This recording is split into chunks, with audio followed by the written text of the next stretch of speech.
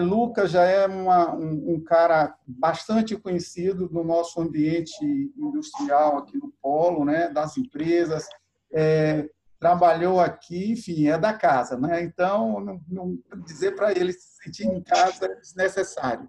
Mas tenho certeza, a gente já teve a oportunidade de outras palestras do Lucas, é um cara que, independente da formação dele, de psicólogo, ele é, sobretudo, um visionário, um empreendedor, e isso é muito bom. Tá? Então, um cara jovem com esse pensamento voltado sempre no sentido de descobrir coisas novas, e como os demais, né? Como todos que a gente, na verdade,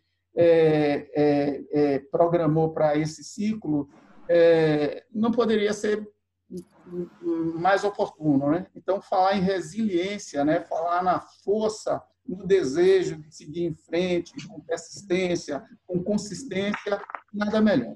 Bom, então, vou deixar com o Lucas, mas antes vou passar para o Bertrand, que vai fazer, como ele sempre faz de forma brilhante, a mediação nos debates, né? Com apoio do Vitor. E só para as pessoas que eventualmente não me conhecem, eu sou Érico Oliveira, e sou responsável pela área de desenvolvimento de pessoas. Obrigado pela presença de todos. Vamos nessa. Bertrand. Obrigado, Érico. Boa tarde a todos. Eu sou Bertrand Carneiro, sou responsável pelo desenvolvimento de pessoas na Tronox Pigmentos e também ajudo aí o COFIC na Comissão de Recursos Humanos. Tá? É um prazer muito grande recebê-los aqui hoje, onde vamos fazer mais uma edição, né, do nosso ciclo de palestras, do People, né? Aquela jornada, né, para a evolução das nossas empresas, das nossas organizações, que é uma iniciativa do COFIC através do canal de comunicação, né, do COFIC através da Comissão de RH. Né? Os nossos agradecimentos costumazes, né, não podem faltar a Ikigai Brasil, ao Luiz França da Cortes, a nosso mentor espiritual, como bem disse o Érico, né? A toda a equipe do COFIC que nos ajuda muito na formatação desses eventos, tá? Sem eles é impossível fazer isso, e eu diria que qualquer coisa, tá? E também a presença de vocês que estão nos prestigiando, tá? Nessa agenda que a gente fez para vocês, tá? Hoje nós temos, gente, que é o Lucas Freire, como o Érico falou, é uma pessoa bastante conhecida aqui do nosso métier, do nosso meio, né? Um consultor já bastante referenciado, tá? Um psicólogo, uma pessoa que tem uma formação muito voltada e uma atuação muito voltada para a parte de empreendedorismo, né? Também atua na UFBA ministrando essa matéria, tá? E além disso também é sócio da consultoria People to People.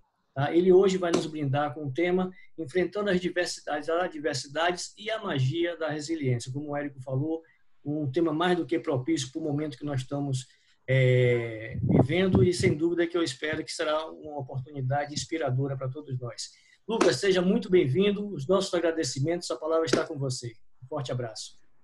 Uau, que honra estar com vocês. Primeiro, quero agradecer. Eu, de fato, sou filho da casa. Minha história no Polo é uma história de muita alegria, felicidade, fez parte de um momento muito importante da minha carreira.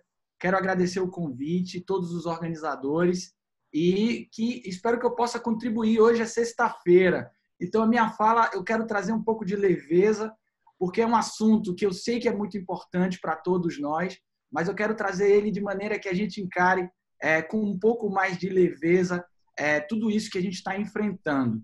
Posso compartilhar minha tela aqui? Já está liberado? Já está liberado. Pronto. Bom, boa tarde, gente. Oficialmente, vamos trabalhar. Hoje eu quero convidar vocês ao play, ao playfulness. Vamos enfrentar as adversidades da vida, trazendo um pouco mais de leveza e criatividade para as nossas rotinas. Eu queria que todo mundo que estivesse aqui com a gente hoje desligasse um pouquinho o piloto automático. Esse piloto automático que nos dias atuais é refletido pelo volume de notícias difíceis, duras, complexas que a gente tem enfrentado, pela ansiedade que a gente tem em relação às incertezas que o mundo está trazendo para a gente, e que a gente se concentrasse um pouco no aqui e agora desse bate-papo. É uma via de mão dupla. Eu vou trazer aqui algumas provocações, e essas provocações eu espero que reverberem em vocês, e vocês possam trazer também de volta para mim aquilo que for de dúvidas, questões, e a energia que eu colocar aqui nessa fala de hoje Afinal de contas, a nossa ideia é provocar. Eu vou começar com uma provocação. Quem não quer brincar, não desce por play.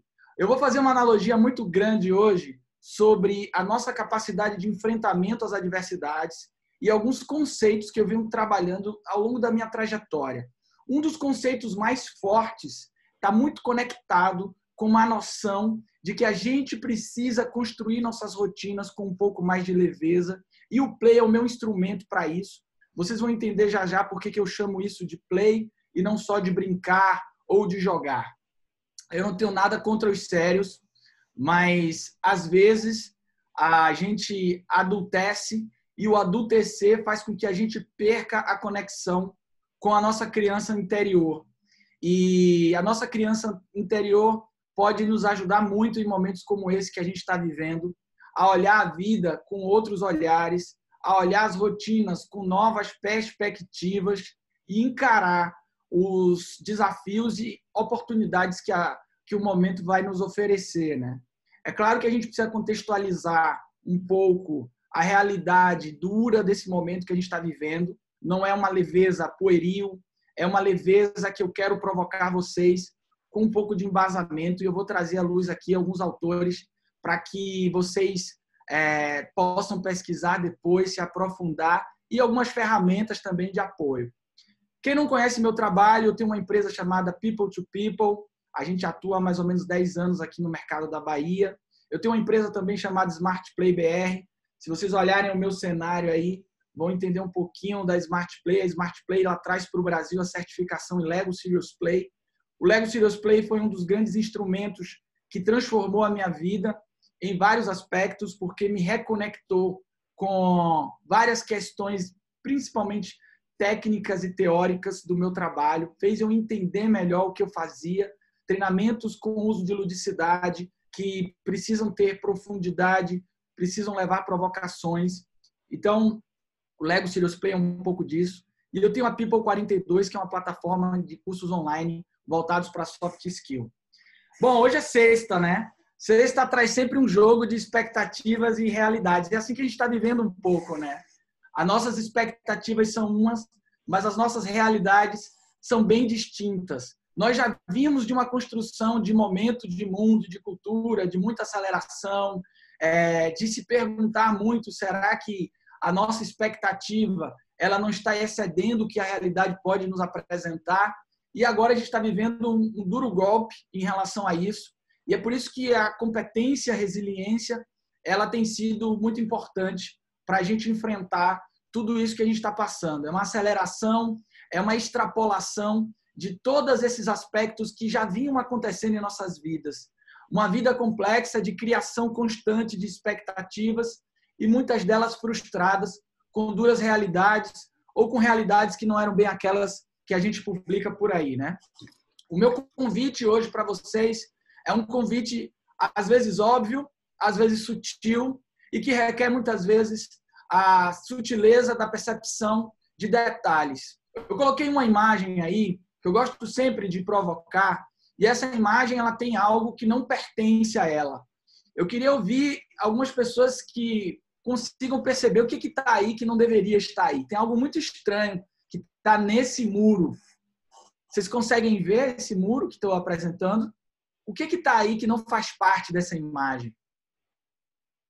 Vou ver, eu não consigo observar o chat. Vamos ver no chat aqui. Acho que não abre o chat. Vocês conseguem ver que tem um objeto aí que não faz parte? É muito estranho essa imagem. Temos algumas contribuições aqui, alguns identificando que é um cigarro, um charuto, uma pedra pequena, né? Muita gente dizendo que é uma pedra. Uma pedrinha. Uma pedra, uma pedrinha. Na verdade, tem um charuto aí. Alguém matou direto. Eu gosto dessa galera que tem uma percepção rápida. Tem um charuto aí, preso nas pedras. E eu acho que momentos que exigem da gente resiliência faz com que a gente coloque muitas questões da vida em perspectiva e que a gente precise prestar atenção também em alguns detalhes. Alguns detalhes vão passar batido por nossas vidas, mas agora eu imagino que muitos de nós estão vivendo aquele olhar da vida pela sacada, como se a gente estivesse agora, colocando a vida em perspectiva. E o meu convite para vocês, a partir de agora, é tentar prestar atenção em alguns desses detalhes.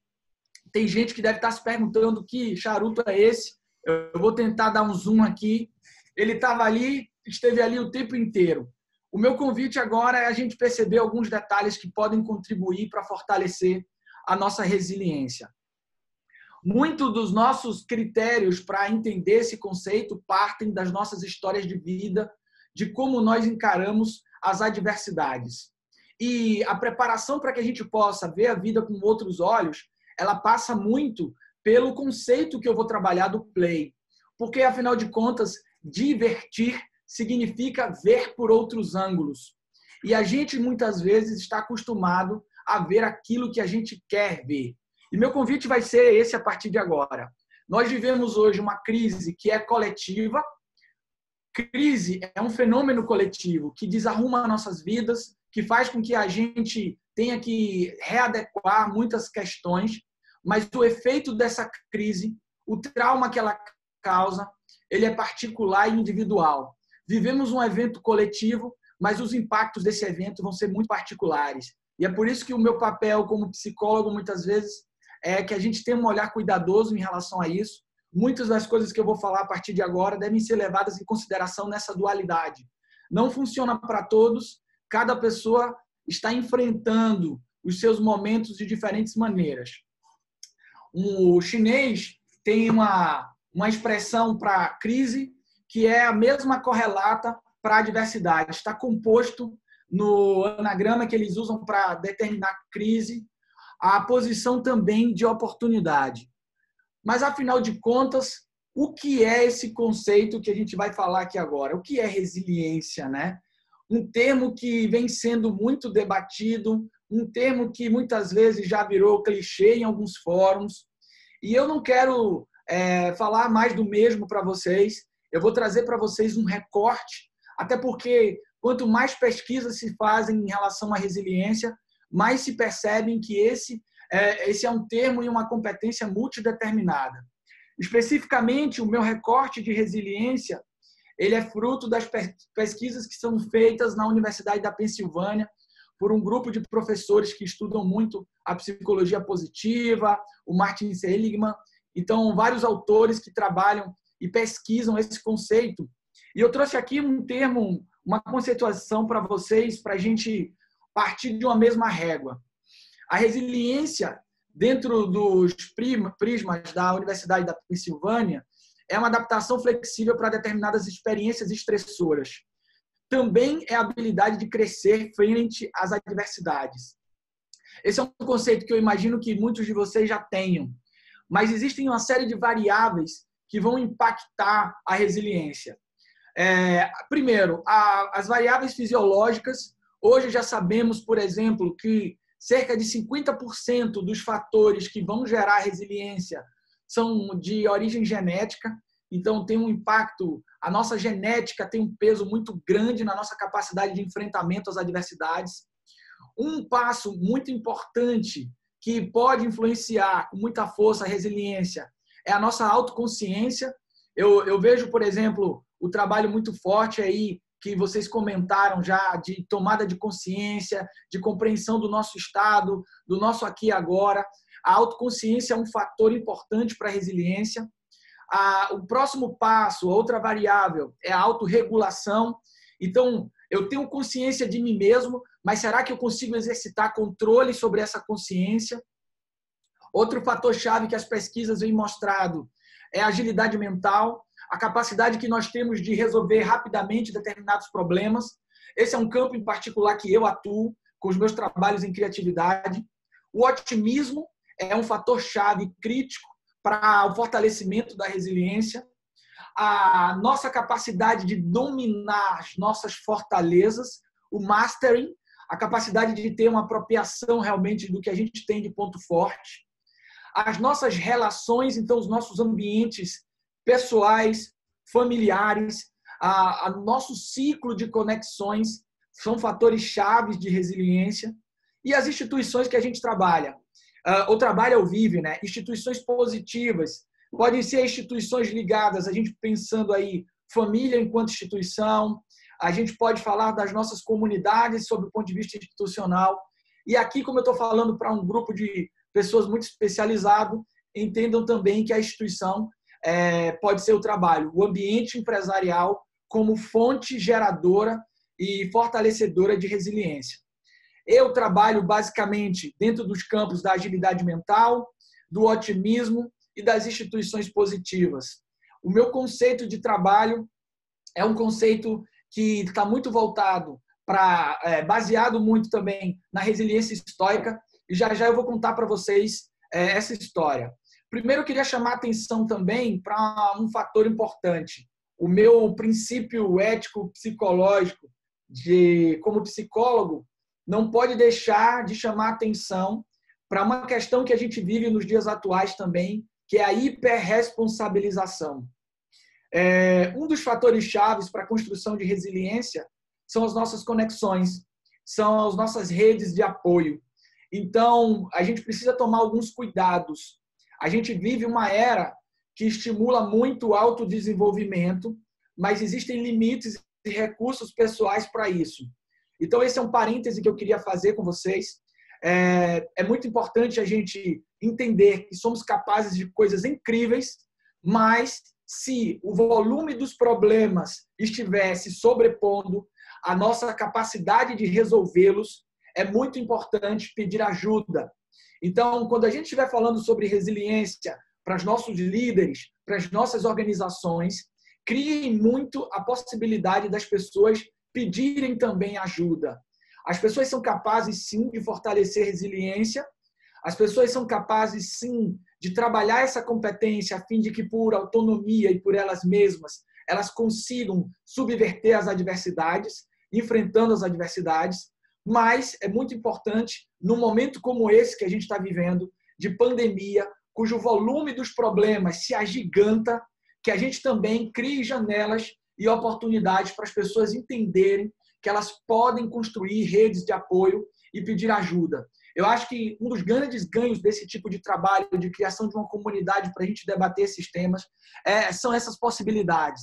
Então, é importante a gente saber que a resiliência pode ser uma musculatura desenvolvível, mas, ao mesmo tempo, a gente precisa dar oportunidade para as pessoas para que elas entendam que construir uma rede de apoio é fundamental. Dito isso, vamos ser mais objetivos. Vamos falar um pouquinho de como eu trabalho a resiliência. Esse aqui é o princípio do Playfulness que eu trabalho. Eu falei mais cedo, a gente estava batendo um papo mais cedo, estou escrevendo sobre isso.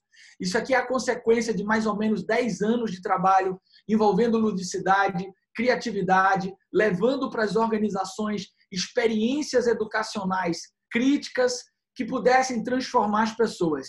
Todo esse arcabouço eu venho desenhando há alguns anos e hoje eu chamo isso tudo de Playfulness. O Playfulness tem 4 pilares. Os pilares da atenção criativa, que é a nossa oportunidade de ter autonomia para enfrentar problemas. A ludicidade. A ludicidade é a conexão com a nossa criança interior, com a possibilidade que a gente tenha de ter ambientes mais lúdicos. Hoje, o playful, que é essa noção de a gente ter ambientes que permitam as pessoas serem mais criativas. Ele envolve arquitetura, ele envolve formação de líderes, ele envolve construção de um ambiente favorável para a resolução de problemas. A resiliência estoica, que eu vou falar já para vocês, e a teoria do flow, que é um dos pilares do meu trabalho, que é para a construção de experiências ótimas. Esse é o meu convite para as pessoas e para as organizações enfrentarem as adversidades da melhor maneira. Esse é o meu convite para o play, entendendo que o play não é a tradução direta do brincar. O play ele tem uma tradução que é muito mais ampla do que o brincar. Por isso que eu uso a expressão play. O play pode ser brincar, mas também pode ser jogar, pode ser tocar, pode ser atuar, pode ser se divertir, pode ser dramatizar, pode ser representar. Mais do que isso, gente, o play é estar no jogo, é estar na arena, é enfrentar. É por isso que eu faço uma conexão direta entre criatividade e resiliência. Para que exista criatividade, é necessário que a gente tenha problemas para serem resolvidos. O enfrentamento a esses problemas é a resiliência. Então, a criatividade é um instrumento da resiliência. Essa é a dualidade que o meu convite eu faço o tempo todo para as pessoas e para as organizações. Existe um link direto entre resiliência e criatividade. Em momentos que a gente vive a tensão criativa, que é a distância entre a minha capacidade e o meu desejo de resolver um problema, eu construo resiliência. Mas para isso eu preciso estar fortalecido. E às vezes eu acho engraçado porque no nosso processo de adultecer, parece que a gente deixa isso de lado no mundo das organizações, no mundo do trabalho. E eu queria perguntar para vocês qual foi o dia que vocês pararam de brincar, né? Porque existe, parece que um dia que a gente para de brincar. E tem um autor que eu gosto muito, chamado Stuart Brown, ele é um psiquiatra, e ele trata o brincar, o playful, a experiência de ludicidade, como uma função cognitiva, como o dormir, por exemplo. E ela é a nossa forma de explorar o mundo. Explorando o mundo através da imaginação, nós fortalecemos a nossa resiliência. O play é fundamental para a construção da sobrevivência e para a resiliência. É assim que a gente volta a explorar os ambientes. Imagine uma vida sem esse play. Várias pesquisas vêm sendo feitas sobre crianças que não brincaram na sua infância e como elas se tornam adultos despreparados para o enfrentamento das adversidades que a vida nos impõe. E aí uma provocação para vocês. Qual é o oposto de brincar, né? O oposto de brincar, no senso comum, no dia a dia, a gente normalmente associa ao trabalho. Mas será que é o trabalho? Será que a gente deixa essa agenda muito do lado de fora? Eu trouxe aqui, eu quero falar agora sobre um pilar do Playfulness. A gente não vai poder falar sobre todos que compõem esse framework que eu convido as pessoas, mas eu vou falar sobre a resiliência estoica. A resiliência estoica, ela é um dos pilares do meu trabalho. Em todas as palestras, em todos os eventos que eu faço, eu me conecto com essa provocação, porque parte do meu trabalho convidar as pessoas a resolver desafios, resolver problemas, e só com tensão criativa é que a gente vai conseguir fazer isso. Tem dois grupos teóricos que eu embaso para construir esse conceito de resiliência. Um são os estoicos, os filósofos dos pórticos. Os estoicos são os filósofos de uma ética do dia a dia. Eles nos convidam a entender como a gente pode exercitar nossas virtudes para transformar a nossa vida. E tem um autor contemporâneo, que para mim é um dos melhores autores atuais sobre resiliência. O nome dele é Paul Stoltz. Então, se alguém aí já fez algum trabalho comigo, deve conhecer o Paul Stoltz, porque além de eu me corresponder bastante com ele, eu trago as teorias dele, eu exercito o trabalho dele em todos os eventos que eu faço. Particularmente, a gente estava falando até mais cedo, tem um filósofo estoico, dentre vários, mas tem um em particular que eu adoro, chamado Epicteto. Epicteto, ele era escravo e ele não tinha liberdade física. O seu senhor, o seu dono, era um cara muito cruel. Ele fazia muitas torturas com ele. Uma das torturas colocou ele numa posição de dependência física muito grande, ele se tornou aleijado. E o Epicteto, ele tem um dos livros mais interessantes de autoajuda, entre aspas, que eu já tive ler, que é o Manual para a Vida de Epicteto, que é um convite a um controle. Para os filósofos estoicos, existem dois grandes caminhos na vida. O que a gente pode controlar e o que a gente não pode controlar. O meu convite no Playfulness é entender que a resiliência consiste em a gente se aprofundar nessa dualidade e começar a agir sobre os fatores que a gente pode controlar. O Epicteto, quanto escravo, ele não tinha liberdade física, ele tinha liberdade de pensamento. E assim ele se torna um dos filósofos mais influentes, depois que o seu dono morre, ele se torna um dos filósofos mais influentes da cadeia dos estoicos. Mas existem várias nuances do estoicismo que influenciaram, por exemplo, a psicologia cognitiva comportamental, que nos ajuda a controlar os pensamentos automáticos. Eu não sei se tem algum psicólogo cognitivo nos assistindo aí agora. Agradeço aos estoicos. Os estoicos, eles formaram a base de uma série de caminhos filosóficos que a gente usa até hoje. A psicologia cognitiva é um deles, A psicologia positiva é outro deles, né? A ideia, porque é um desdobramento da psicologia cognitiva. Então, existe uma contribuição muito grande na noção de controle. E o Paul Stoltz, ele eleva isso a uma máxima potência, porque ele nos constrói um conceito chamado QA, quociente de adversidade. Para o Paul Stoltz, a nossa capacidade de resiliência tem a ver diretamente com a nossa capacidade de enfrentamento aos problemas. E ele divide a adversidade em 4 elementos. O primeiro elemento, ele é estritamente estoico, é o controle. O segundo elemento é a participação. O terceiro elemento é o alcance. E o último elemento é a duração ou resistência. Para o Paul Stoltz, quanto maior for o seu QA, quociente de adversidade, maior a sua capacidade de reagir aos problemas. Eu vou falar bem rápido para vocês sobre cada um desses elementos, e aí a gente pode debater depois, tirar todas as dúvidas que vocês quiserem. Eu acho que isso é bem instrumental, então vai ajudar bastante a vocês entenderem como agir em situações de adversidade. O primeiro elemento, que é o controle, para o Paul Stoltz, ele é dividido em 2 critérios. Existem 2 controles. Ou você controla a situação, ou você controla a sua reação. Nós estamos vivendo agora uma pandemia. A gente está sendo invadido por uma série de questões. A pergunta é, o que você pode controlar? A situação ou a sua reação? Trazer isso para a consciência, para a autoconsciência é o primeiro passo. O segundo passo é construir autodomínio. Começar a agir em torno disso. Pessoas com uma baixa resiliência tendem a exercitar controle sobre coisas que não têm controle. Ou justificar controles. Como, por exemplo, eu não tenho tempo.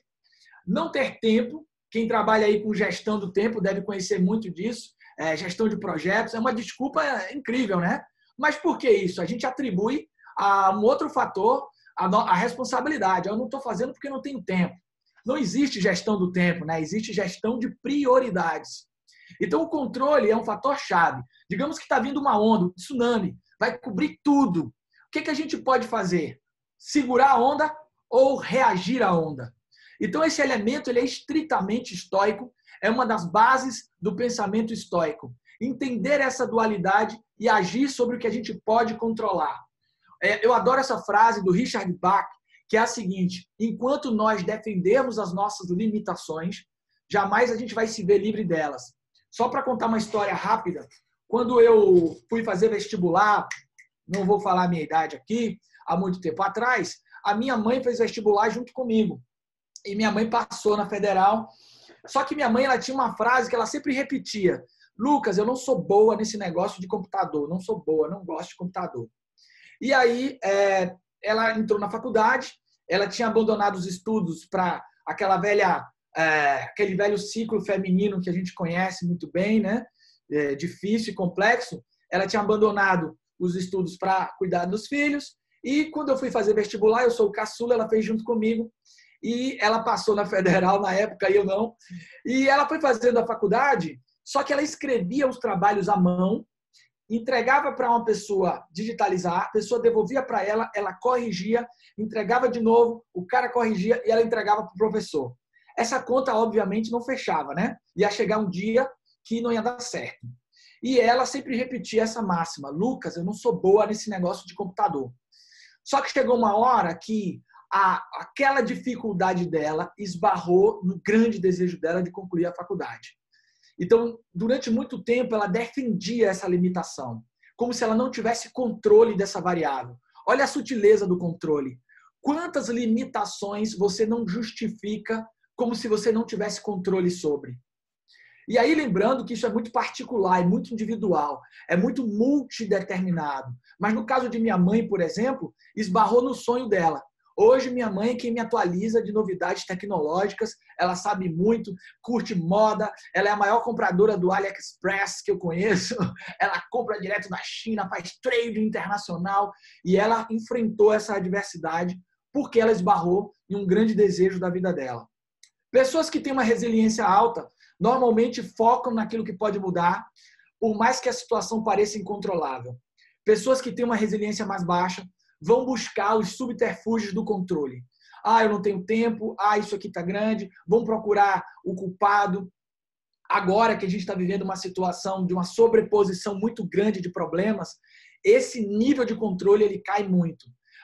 Façam sempre esse recorte, tá, gente? Uma pandemia, ela subverte profundamente algumas lógicas e ela eleva as nossas dificuldades à máxima potência. O segundo elemento da diversidade é a participação. Até que ponto eu sou responsável por resolver um problema, seja qual for a causa? Quem tem uma resiliência alta, independente de quem causou o problema, qual parte eu posso resolver? Então, ele se coloca à disposição do enfrentamento. Ele está na arena. Quem tem uma resiliência baixa vai procurar o culpado. Vai procurar apontar. Não se engaja em relação aos problemas. Esse conceito de participação é um fator muito interessante. A gente vê muito isso nas empresas, nas nossas equipes de trabalho. Aquelas pessoas que estão mais descoladas da identidade do grupo tendem a apontar mais do que a se dispor ao enfrentamento. Por que é mais fácil? É mais fácil eu me afastar, a culpa são os outros, já diria Raul. É sempre mais fácil achar que a culpa é dos outros. Então, a participação com baixa resiliência, ela diminui bastante. Outro elemento é o alcance. O quanto eu acho que uma situação é catastrófica. Vejam, dentro da teoria do quociente de adversidade, o nosso enfrentamento a resiliências, ele vai ser cíclico. Vão ter fases na vida que você está mais fortalecido e você vai conseguir enfrentar com mais força. Mas tem momentos da vida que você pode estar mais fragilizado e os problemas se sobrecarregam. Então, esse framework que o Paul Stoltz nos convida a fazer, ele tem uma série de inventários e formulários que a gente pode fazer para tentar fortalecer e se reconhecer na resiliência. Quem tem uma resiliência baixa vai limitar, ou alta na verdade, vai limitar o tamanho do problema. Sempre vai ver o tamanho real. Sempre há uma saída porque o problema nunca é tão grande. Quem tem uma resiliência baixa vai achar sempre que o problema é enorme. E aqui vem uma variável interessante de alcance do problema. Aliás, eu vou contar isso numa história, né? Eu estava contando histórias familiares, hoje é sexta, vou contar uma história da minha família. Cá entre nós, só fica entre nós que estamos aqui. Quando eu era criança, eu me lembro bem de uma situação que passamos, eu chegando em casa e minha mãe chorando muito na sala, com um cinto na mão. Naquela época podia, né? Com um cinto na mão, e meu irmão no quarto trancado. E eu cheguei, né? Eu me lembro, eu era bem criança, mas eu lembro bem, porque foi um trauma familiar. Mãe, o que foi? O que foi? E ela chorando, seu irmão, seu irmão, seu irmão. Eu falei, o que foi, minha mãe? O que foi? Ele é repetente, perdeu o dinheiro. Eu não sabia bem o que era repetência, mas eu sabia que eu tinha que evitar andar com aquele cara. Meu irmão é repetente, como é que eu vou andar com esse cara, né? E na escola, era uma coisa terrível na escola, né? Porque tinha uma turma só de repetente, né? Era uma turma dos grandões, eu não sei como é hoje, mas era a turma dos grandões, a gente na escola olhava assim, lá vai lá os repetentes, e tá. Olha como isso é uma construção perversa às vezes, né? Turma de repetente ia ser o quê da vida? Ia ser a galera do mal lá, eles são os repetentes e tal. Isso foi um trauma familiar, mas eu pergunto para vocês, quanto tempo dura a repetência? Quantos anos dura a repetência? Em tese, 1 ano, né? Mas não lá em casa. Hoje, meu irmão da família, meu irmão é o que mais avançou nos estudos, Freud explica, né? Ele é diretor de uma grande universidade, mora no Rio, ele tem, acho que, doutorado já e tal, e ele, eu olho para ele ainda hoje e penso assim, repetente. Mentira, eu não faço não, brincadeira. Mas olha o alcance aí, né? A gente pega um problema que tem um tamanho, em tese duraria 1 ano, e transforma ele em algo gigantesco. Fortalecer a resiliência é a gente dar a proporção real dos problemas. Lembrando que toda vez que eles se acumulam demais, a gente tende a ter dificuldade de exercitar essa resiliência. E aqui uma história para vocês, né? Acho que todo mundo conhece essa história. Essa é uma história que, se eu não me engano, da Olimpíada da Califórnia. E é curiosíssima essa história, porque é o último elemento da adversidade que eu queria tocar com vocês. E é a resistência. Quanto a gente acha que o problema vai durar? No anterior, é o tamanho, qual é o impacto disso? E agora a gente está falando de o quanto a gente acha que vai durar. Algumas pessoas, as pessoas mais resilientes, elas veem naturalmente a linha de chegada. As pessoas que estão mais fragilizadas, elas tendem a buscar, a ver o problema de uma dimensão diferente. Os problemas, eles são muito mais longos e eu não vejo o fim. E eu gosto de usar esse exemplo aí como um exemplo importante para isso, né? Porque, vejam, o sofrimento dela era muito grande. Eu não sei se sai o áudio aí. Eu vou botar aqui no baixinho para vocês verem. You just try to put it aside and just concentrate on your race. My head and everything was still functioning. I knew where I had to go, and through dehydration, your body cramps up.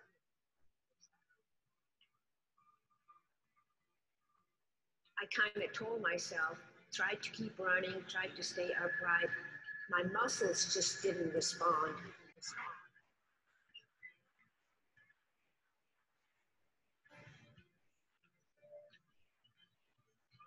I knew if I would stop or sit down, that would be the end of it.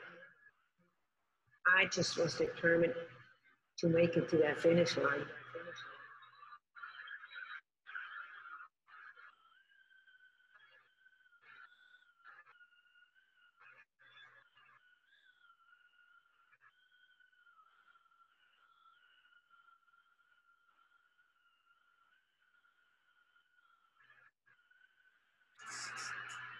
Eu amo essa história, gente, porque essa história é uma representação desse último fator da adversidade, né? O quanto eu acho que um problema vai durar. Imagine que ela não enxergasse essa linha de chegada. Imagine que essa linha de chegada não fosse visível. O que ela faria? Ou ela iria desmaiar, ou então ela teria que desistir. Perceber as linhas de chegada, muitas vezes, tem a ver com algo que, se eu não me engano, o pessoal do Ikigai trabalha com muita força, que é o propósito, né? Tem uma clareza disso. Quanto mais clareza desse objetivo de valor, mais força eu dou na minha caminhada. E isso é interessante porque, nesse caso em especial, ela percebeu que aquela dor, aquele sofrimento valia a pena. Dentro da teoria do flow, do Mihaly Csikszentmihalyi, que é um dos paradigmas do meu trabalho, uma das forças do meu trabalho, muitas vezes é confundido a experiência ótima com a experiência prazerosa. Se vocês forem lembrar agora das maiores realizações que vocês tiveram na vida, normalmente, eu sempre faço isso nos meus treinamentos, para as pessoas listarem as realizações que têm mais orgulho. Na grande maioria das vezes, eles são eventos de enfrentamento. São eventos que trouxeram uma carga muito dolorida, que na hora você sofreu, mas que depois elas foram recompensadas. E isso é um fator chave para a resiliência. Você ter clareza quais são as linhas de chegada. Pessoas que têm um coeficiente de adversidade, de enfrentamento baixo, não vê fim no problema. Vai sempre projetar uma linha de chegada infinita, não vê esse fim. Pessoas que têm uma resiliência mais alta conseguem ver o fim do problema. É claro que existe, mais uma vez, eu estou repetindo muito isso, porque é um compromisso para o momento atual, a gente pensar que é importante construir uma rede de percepção.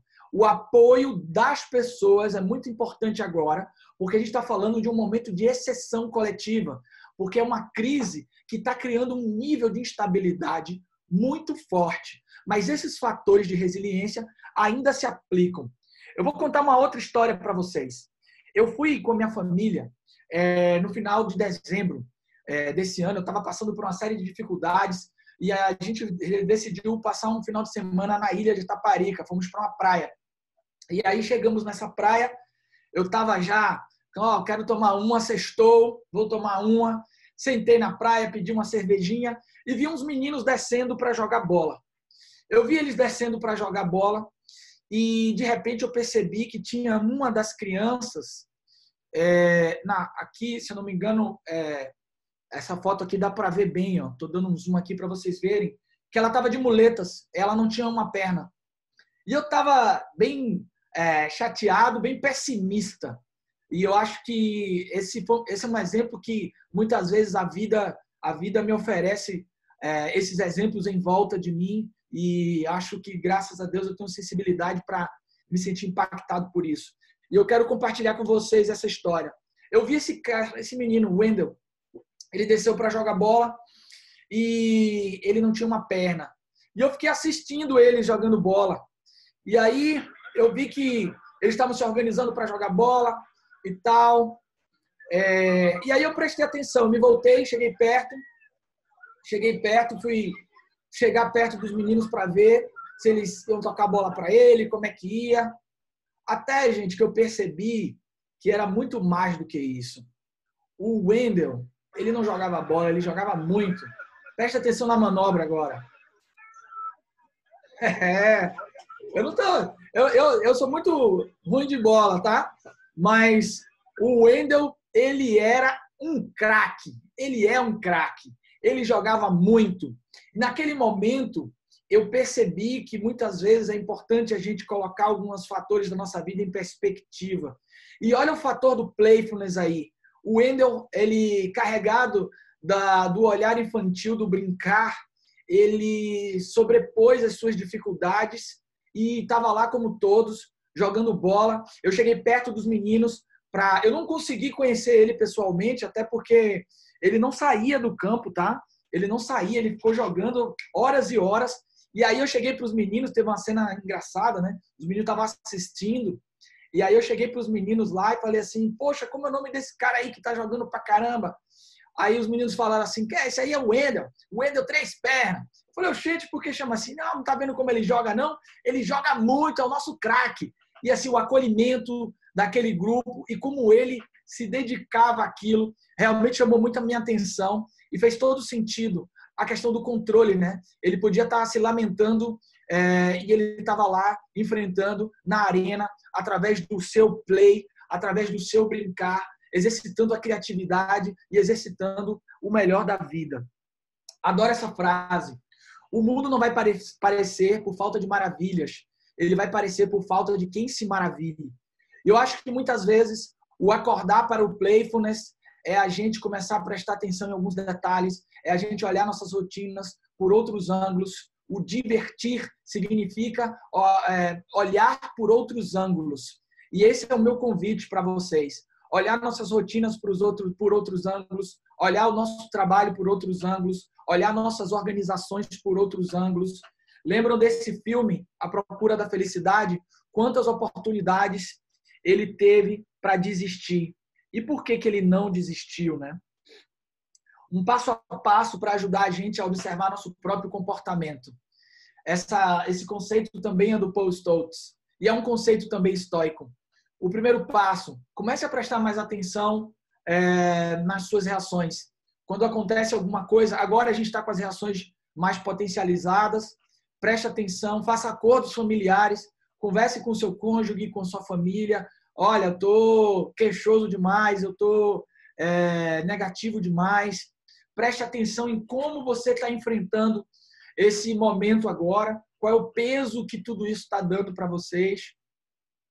Tentem definir algumas responsabilidades. Uma coisa que ajuda muito em um momento como esse que a gente está vivendo é, ao invés de aceitar o problema inteiro, comece a pensar pouco, mais curto. O que é que eu posso fazer agora? O que é que eu posso fazer hoje? O que é que eu posso fazer no dia de hoje? Muitos de vocês tomaram essa decisão para estar aqui na tarde de sexta-feira comigo, trocando essa ideia. Então, defina algumas responsabilidades, pense um pouco mais no momento presente. E alguns fatores interessantes. As adversidades colocam nossas vidas em perspectiva, faz a gente apreciar o que a gente tem e como a gente conquistou isso. Um dos fatores que essa pandemia está causando, imagino que em vocês também, é a gente começar a se perguntar o que é essencial, né? O que é essencial para a gente. As adversidades, sem dúvida, são os nossos instrumentos que tornam a gente mais fortes, obrigam a gente a mudar e agir. Como eu disse para vocês lá atrás, eu estou reinventando o meu negócio, reinventando a minha empresa. As adversidades são os nossos mestres. As adversidades mostram os caminhos. As adversidades aumentam a confiança. E elas são a porta de entrada para a criatividade. E para fechar minha fala sobre resiliência, eu queria trazer a última história. Essa história aconteceu em Boipeba. Está também no livro que eu estou escrevendo. Eu fui com meus irmãos para Boipeba alguns anos atrás.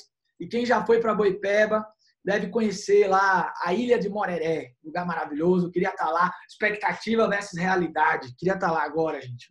Ô, banho de mar, que saudade. Mas eu estava lá com meus irmãos e lá tem aquela questão de quando você sai para almoçar, você tem que ir ou de barco, que aí a maré está cheia, ou você vai a pé com a maré vazia e volta com a maré vazia também, porque senão você vai ter que nadar.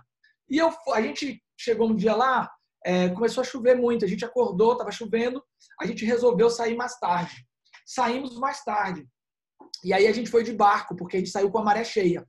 Eu não vi ninguém vendendo picolé lá, confesso para vocês. Mas na volta, quando a gente estava voltando, a gente se depara com essa cena. Um menino nadando com um carrinho de sorvete. E eu fiquei assustado, né? Falei, meu Deus, que perrengue é esse? A gente tem que salvar essa criatura que está nadando com um carrinho de sorvete. E aí eu botei ele dentro do barco, puxei ele, os marinheiros puxaram o carrinho para dentro do barco. E aí, para minha surpresa, o menino entra no barco, olha para mim e fala, tio, meu nome é Felipe e eu vendo picolé, vai querer? E eu fiquei assim, cara, que é isso? Acabei de te salvar, você estava passando um perrengue, que ousadia! E aí ele falou assim, não, tio, não se preocupe, eu sempre soube que meu carrinho boiava. E aí eu comecei a conversar com o Felipe para entender quem era essa criança.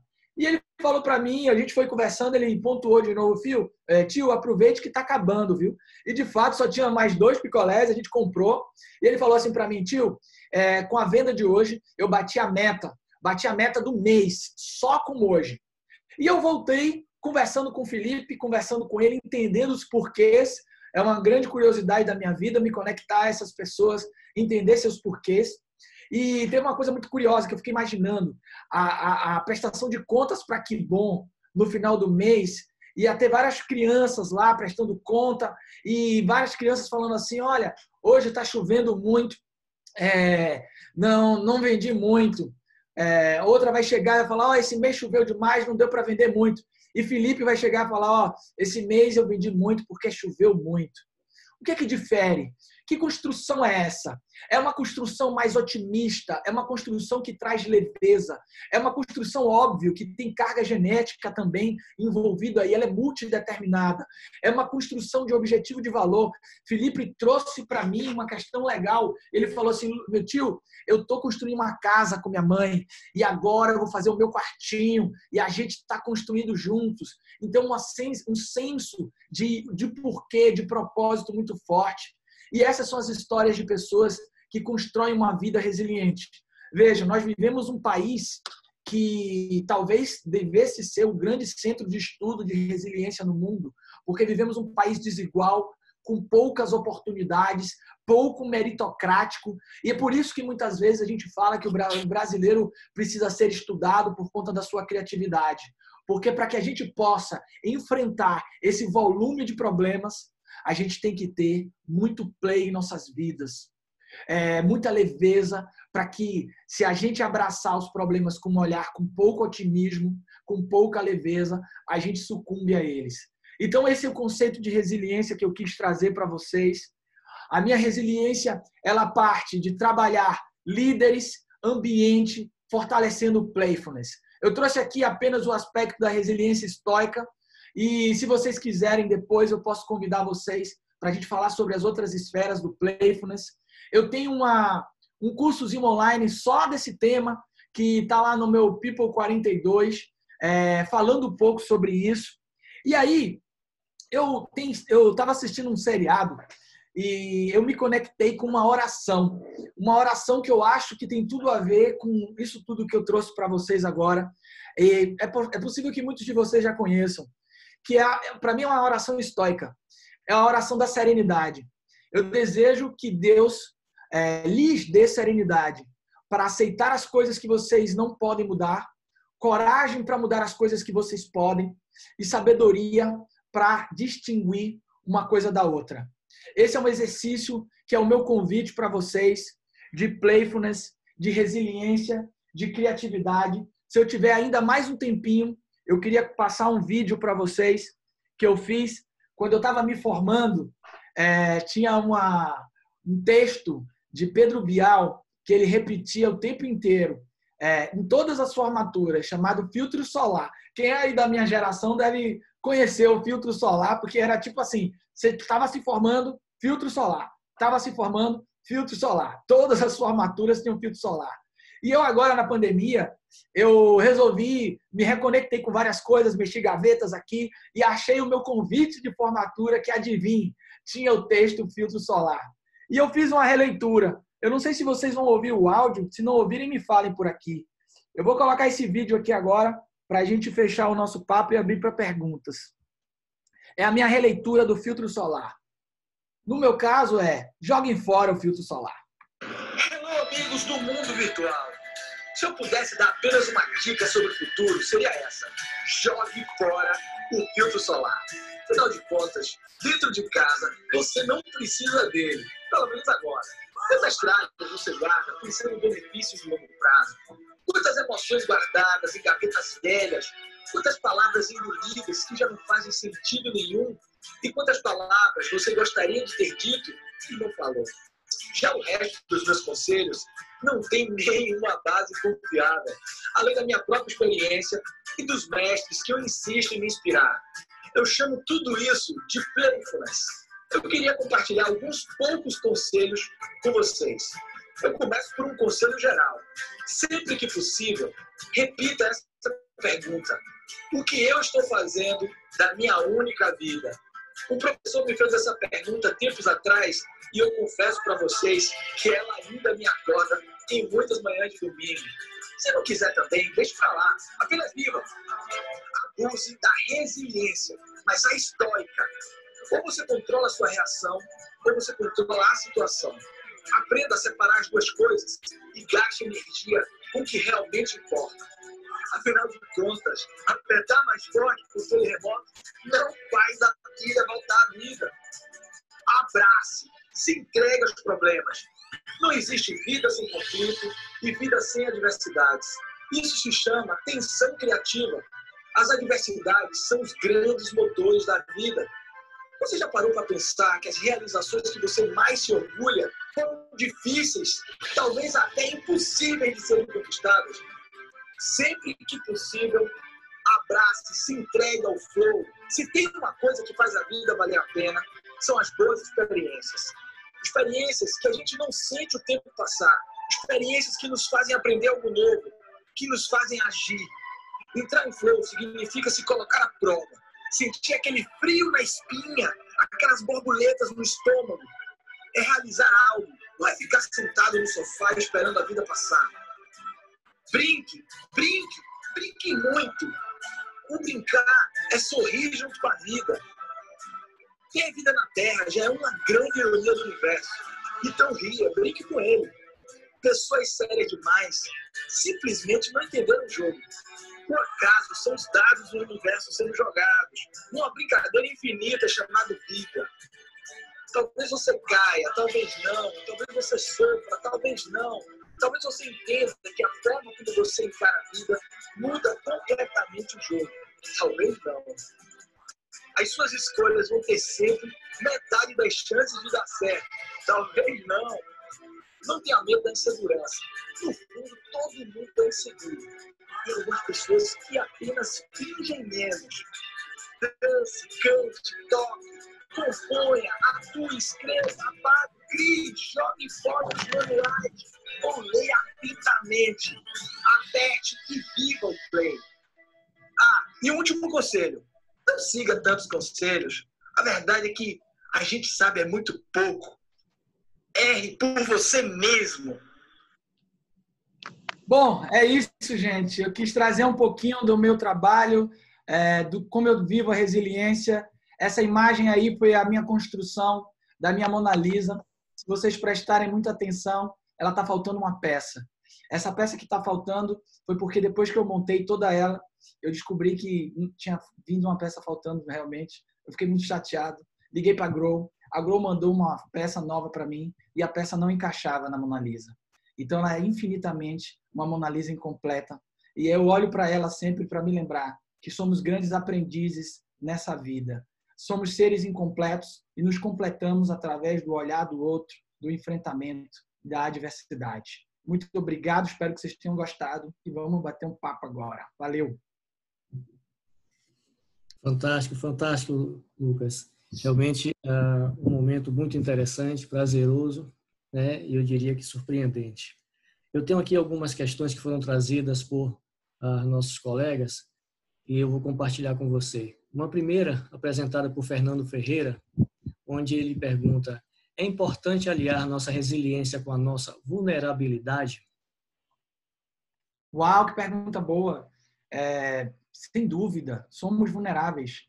Eu acho que aceitar essa vulnerabilidade é importante. A gente está vindo de um ciclo que, ao mesmo tempo, nos convida à nossa potencialidade. E isso é muito, pode ser, muitas vezes, muito difícil e complexo se a gente não entender também que somos vulneráveis e que a gente precisa de uma rede de apoio, pedir ajuda. A gente está vivendo agora um boom muito forte do autodesenvolvimento, da fortaleza das nossas capacidades. Eu não sei se eu compartilhei com vocês aqui uma imagem que me marcou muito do ano passado, que foi o engarrafamento de alpinistas no Everest. E esse é um fruto, muitas vezes, a dificuldade que a gente tem de encarar nossas vulnerabilidades. A gente sabe que a gente é muito capaz, mas a gente precisa olhar com mais calma as montanhas, olhar com mais parcimônia, aprender a pedir ajuda e entender que muitas vezes o pico da montanha não cabe todos ao mesmo tempo. E, historicamente, ano passado aconteceu um fenômeno nunca antes visto, que foi o engarrafamento de alpinistas. Então, sem dúvida, ser resiliente é entender as próprias vulnerabilidades.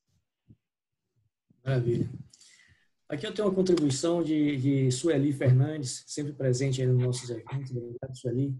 Tá? Onde ela faz um apontamento aqui. Lucas, o controle é uma ilusão. Queremos ter controle sobre tudo em nossa vida e, como não conseguimos, nós nos frustramos. Excelente. Você sabe que a história da humanidade ela está completamente amalgamada à noção de controle, né?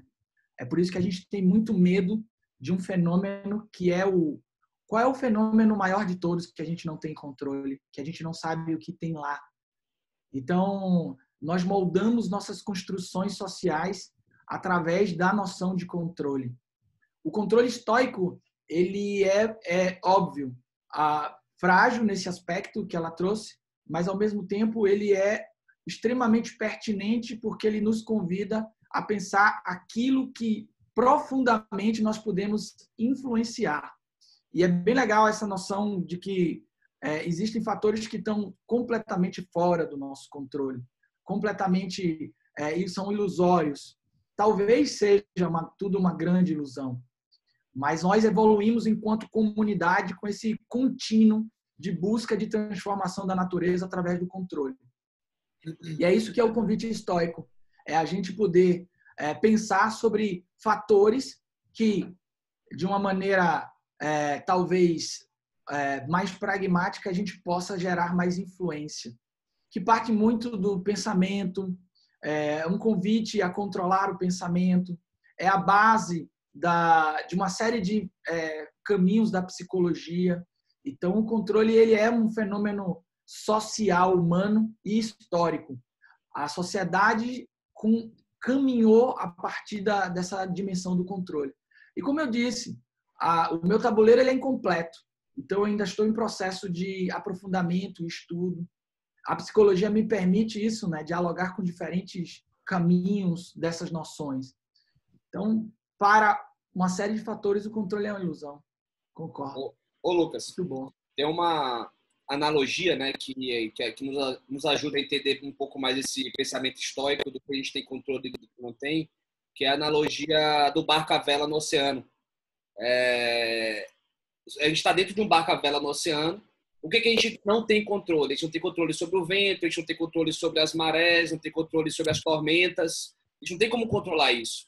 Mas só que a vela do barco, para onde ele vai, o direcionamento que a gente dá no barco, no leme, a gente tem como controlar, né? Essas pequenas atitudes, essas pequenas escolhas, a gente consegue entender. Aí a questão é utilizar essa metáfora e ver a vida. Dentro do meu barco, o que eu tenho controle? e fora do meu barco? O que eu não tenho controle? E se eu não tenho controle, por que eu tenho que me preocupar e trazer interferências para dentro da minha vida por algo que eu não tenho controle? O que eu ganho com isso? O que eu perco? Essas são perguntas que a gente faz para a gente ampliar a consciência sobre esse tema de controle. Tem um teólogo inglês que tem uma frase que é um dos temas de um dos meus treinamentos, que ele fala, né? O pessimista se queixa do vento, o otimista espera que ele mude e o realista ajusta as velas. É uma frase de um teólogo inglês, mas eu entendi que a pergunta dela ela é mais filosófica, de repente o que é realmente essa noção de controle. Esse é um maravilhoso debate, assim. Eu achei bem legal. É uma provocação bacana também. Sem dúvida, um tema muito interessante. Se me permite, eu estava até fazendo uma leitura sobre filosofia estoica e me chamou muito a atenção a visão dele. Eu estava lendo isso ontem. Eu nunca tinha escutado nada antes sobre isso. E você abordou isso hoje aí na sua palestra, achei bem legal. O que ele fala, na verdade, é que a gente deve concentrar nossa atenção e esforços onde a gente tem mais poder e deixar que o universo cuide do resto. Porque, às vezes, a gente fica na necessidade de ter controle sobre tudo, a gente perde muita energia, perde tempo. Então, eu achei isso bem interessante. Muito bom. É isso aí. Lucas, eu me lembrei daqui de um detalhe, você conversando sobre todas essas suas experiências, e me lembrei de um fato, de um termo bíblico. A gente costuma ver muito por aí, nos carros, uma frase assim: posso todas as coisas daquele que me fortalece. Aí você fica imaginando assim, mas se eu quiser um carro, se eu quiser um avião, eu vou ter. Só que essa análise, esse versículo é posterior a outra observação, que eu vou passar agora para você, para a gente perceber. Tem assim: sem estar abatido, sem também ter abundância. Em toda maneira e em todas as coisas, estou instruído tanto a ter fartura como a ter fome, tanto a ter abundância como a ter padecer de necessidades. Por isso, posso todas as coisas daquele que me fortalece. Então, eu me lembrei muito da sua colocação com aquela questão do limite, você vê a linha de chegada, né? É você saber suportar todos os processos. Só que, nesse caso, a base dele é exatamente a fé, né? A importância que dá a fé de que ele vai resistir, que ele vai poder atravessar toda aquela tormenta. É isso aí. Muito legal. Um adendo sobre o pensamento estoico. Para os estoicos, a grande questão da vida é a gente viver de acordo com a nossa natureza. Mas é importante a gente entender o que os estoicos chamam de natureza. Para os estoicos, a natureza das coisas é diferente da nossa visão de natureza atual, contemporânea. Hoje em dia, nós trazemos uma noção de que natureza é um resgate ao nosso ser primitivo. Para os estoicos, é a aplicação máxima de nossas virtudes. E para esse pensamento, a virtude máxima humana é a razão, é o uso da razão. E aí a gente atinge um estado estoico que eles chamam de ataraxia. Então, a virtude humana, ela seria agir de acordo com a nossa natureza, e essa natureza, essa plenitude, essa virtude é o uso da razão. É por isso que é uma escola que fundamenta muitos caminhos de uma psicologia cognitivista, da cognição, do uso da razão. E por isso que está muito ancorada nessa noção do controle. E aí, excelentes questões que vocês estão trazendo. Os estoicos, obviamente que tem algumas naturezas mais técnicas do estoicismo, mas eles têm uma filosofia muito prática, muito de como viver a vida, de como a gente pode pensar as nossas rotinas e o nosso dia a dia. E essa virtude, que é a virtude humana do uso da razão, é um fundamento importante, e é por isso que desdobra na noção do controle e tudo mais.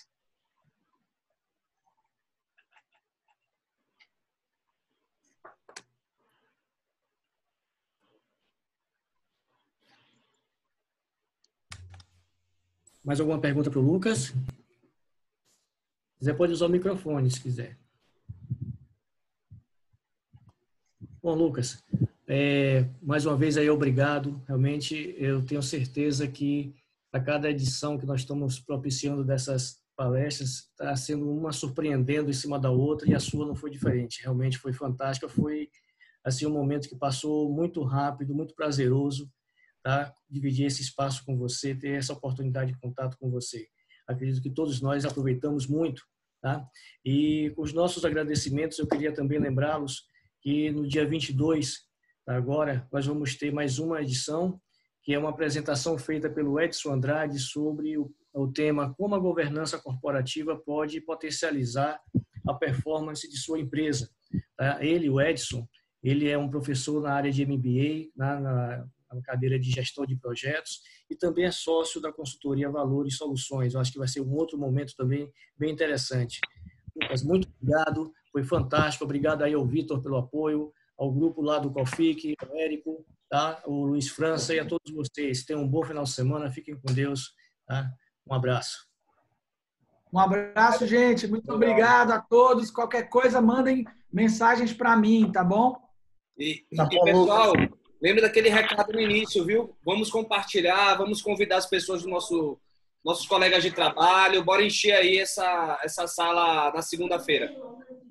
Beijo grande para todos. Vamos colocar em prática. Beijo, França. Obrigado a todos. Tchau, tchau.